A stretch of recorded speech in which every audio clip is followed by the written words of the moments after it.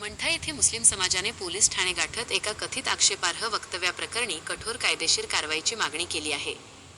मंठा शहरातील मुस्लिम समाजाच्या वतीने पोलीस निरीक्षकांना निवेदन देण्यात आले आहे.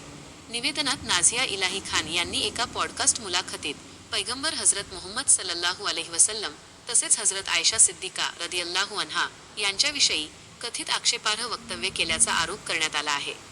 या प्रकरणाची सखोल चौकशी करून भारतीय न्याय संहिता 2023 मधील कलम 196, 299 आणि 353 अंतर्गत योग्य ती कायदेशीर कारवाई करावी, अशी मागणी निवेदनात करण्यात आली आहे.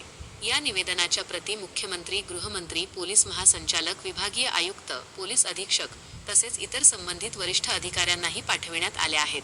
या निवेदनावर कयूम कुरेशी, सिराज खान पठाण, सय्यद इरफान, मोइनुद्दीन खान, नगरसेवक बाज खान, ताहेर बागवान, मोहसिन कुरेशी, शबाब कुरेशी, कबीर तांबोळी, एजाज भाई, कदीर कुरेशी, इस्माईल राज, मुश्ताक अन्सारी, हाफिज जब्बार, हाफिज शबाब आणि सगीर खान यांच्या स्वाक्षऱ्या आहेत. आर्यव्रत न्यूज मराठीसाठी प्रतिनिधी गजानन माळकर, मंठा.